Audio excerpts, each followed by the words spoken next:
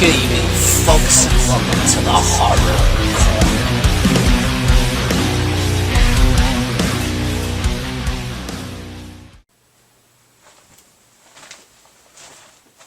I'm honestly shattered about Betty, but I need the money. I need a hit. Good evening, folks, and welcome to the Horror Corner. I'm your host, Sean Erschen. This week we're doing another movie review.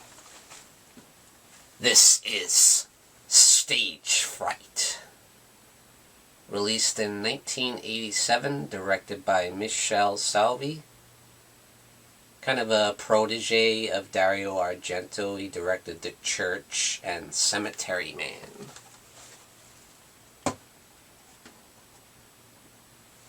So yes, this is an Italian slasher film, and it's definitely a memorable one. Released in 1987, which was kind of the tail end of the slasher movement from the 80s. And yeah, this is a fun one, with a real fun and interesting plot for a slasher film. It's got that kind of movie within a movie kind of feel to it. The film stars Barbara Capristi and David Brandon and Mary Sellers. With a great score by Simon Boswell, who kind of mixes the 80s synth stuff with weird kind of, Broadway musical type of music. And then you've got classical type of music with big orchestra for the big scenes, in the finale. So very interesting score. I love it. And so the film begins where this woman who apparently is a prostitute, and she's taking a drag of her cigarette, going through the seedy alleyways of this, city. And she goes to turn down one of the corridors, and someone grabs her and strangles her and takes her back. And then you see through the window, this guy jumps out the window, and he's got this huge, owl mask. And all of a sudden, he starts dancing around. I'm like, what the hell is going on? And then you find out that they're filming a play. And it's a musical about a mass murderer called the Night Owl, who has a big owl mask, black suit. And there you have that kind of movie within the movie element, because I guess you can bet what happens later on. Yeah, so what happens is this guy who's the director named Peter, he's a real kind of dick, and he's very kind of controlling with the actors, he's very serious about this play, because he needs a hit, he wants to be famous, because he's kind of down on his luck. And, all the actors are as well. They haven't been in any, big hit plays in a while, they need the money. So he's very serious about it, but when one of the girls kind of, sprains her ankle, and then she kind of goes away without really telling the director, and she goes to the nearest medical facility, which happens to be a mental hospital. That's the best you can find. But outside it's pouring, and it gives that great atmosphere for a horror film. Pouring rain, dark outside, and they go off to the mental hospital, where they just happen to be holding a killer, a mass murderer, who apparently was a former actor who just went insane and went on a killing spree, So they're holding him in this kind of cell, and, one of the girl passes by the cell and just kind of stares into his cell and looks into his eyes, and he kind of gets up from his bed and gives her a real weird look, and guess what? The killer escapes. So once the girls get back and the director's all pissed off, why did you leave? And he fires her from the set. And then, guess what? In the car that the girls took on the way back, guess who's in the back seat? And he pops up from the back. The killer has arrived. And his first victim he nails with a pickaxe. A great scene in the pouring rain, and you see in slow motion the pickaxe come out and it goes right in her mouth. And you're like, yeah, this is a slasher movie. And once the crew finds out about it, they're like, oh, they see her body outside and they all gather around. They're like, oh my God.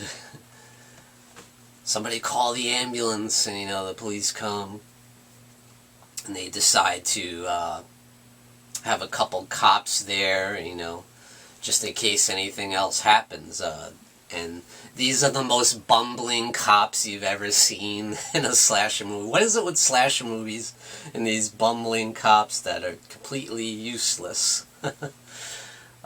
Literally, they do nothing the entire movie. They just sit there in their car. And there's a scene that reminds me of Halloween 2018 so much. I'm like, oh my God.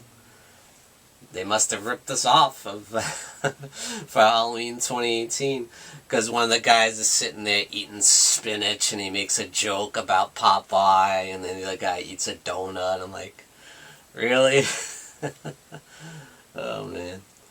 And yeah, the whole movie they do nothing. They just sit in their car, and there's a bunch of scenes of them just telling jokes and acting ridiculous.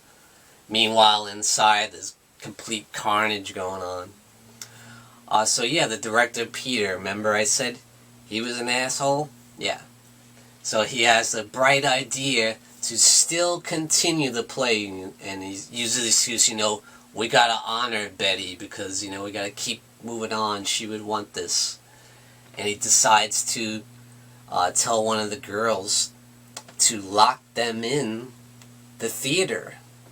So they're forced to sit there and finish the play, And, he tells her to hide the key. Yeah, guess what happens to her? There's this great scene where, the killer takes out, of course, the guy wearing the owl mask. He's like the first one he takes out. And he then dons the outfit, of course, which is just perfect for a slasher killer.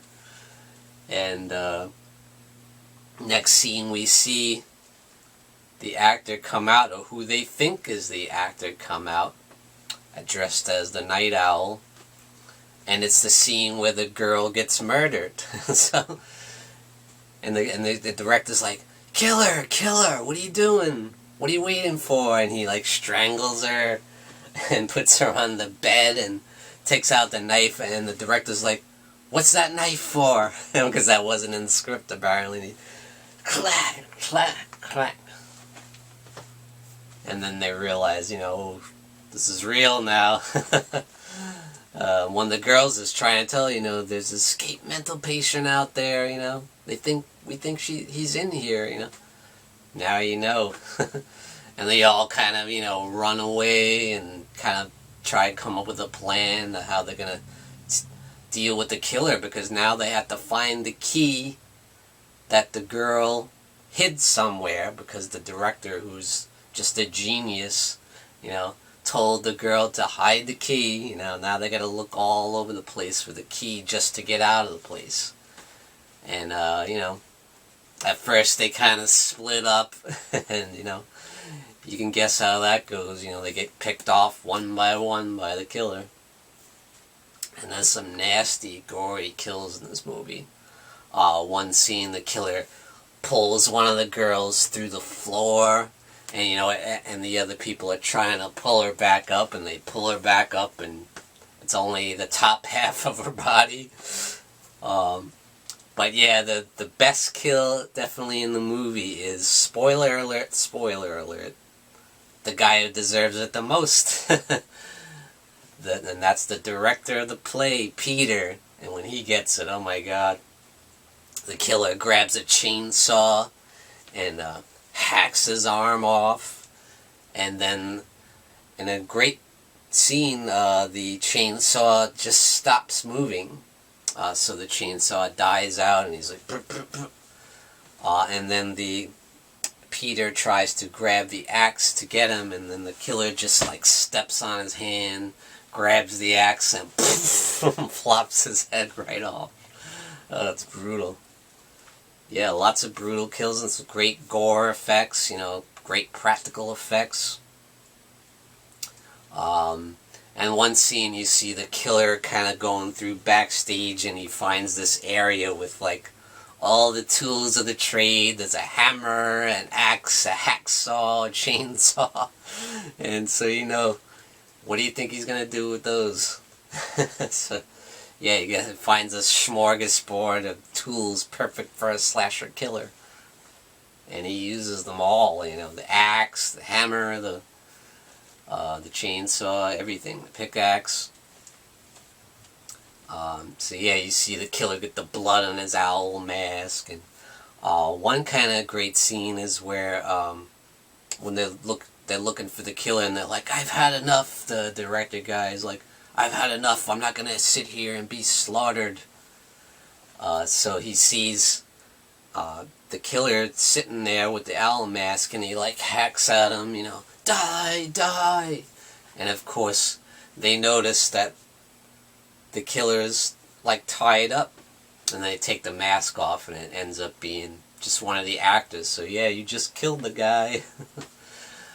So the killer does some cool stuff, and at one point he's kind of playful, kind of reminds me of Michael Myers a little bit, when he plays one of the plays on the projector, and you hear the music throughout the theater, it's all dramatic, Cool stuff, It's a very effective slasher film, perfect for the 80s, so if you love your 80s slashers, you can do no wrong with Stage Fright. You are definitely going to enjoy it, because it's only 86 minutes, but it's very well paced, very quickly paced. It's never boring or slow at any point.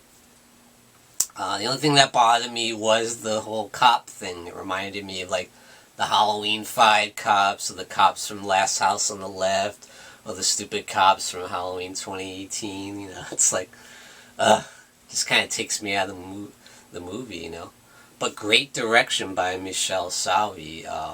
Did a great job. It had excellent atmosphere, very dark tone, with a great score by Simon Boswell. So everything works together beautifully. And the cast is pretty solid. It's not really over the top. They're never really over the top or campy.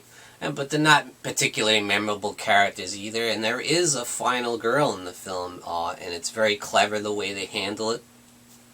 In one scene, they're climbing the ladder, and one of the girls kind of reaches up to the other girl, "Help me!" And she just kind of lets it go, and she falls off the ladder, and you're like, oh. You just let your friend die, and she just kind of goes off and runs away, and she pays the price, because you know what they say about karma, it's a bitch. And later on we see that girl wake up after everyone else is dead, and she's the final girl. I thought that was a cool, kind of clever way of doing it. And you don't have any idea who the final survivor is going to be, but I thought that was a cool way of handling it. And of course the killer has his big dramatic finale, and he sets up all the bodies in a really dramatic fashion, in almost the style of a play, because he's an actor, and the way he sets it up is a lot of fun, And I think you guys will love it. So definitely check out Stage Fright. I give it 2 devil horns way up. This is a classic 80s slasher in every way.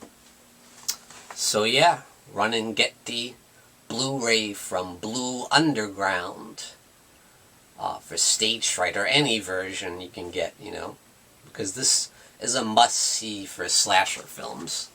And slasher fans and gore hounds. It's got everything you would want. A great score, great direction, great kills. It's awesome. So run and get stage fright, and thank you for joining me, Sean Patrick Erschen, in the Horror Corner. Tune in and stay scared.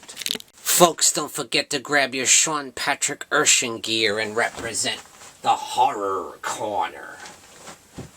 Also, check out these awesome mugs we have, perfect for your coffee. And definitely check out the Horror Hangout live stream t-shirt and represent the legacy of the Horror Hangout. Check out the link in the description below this video.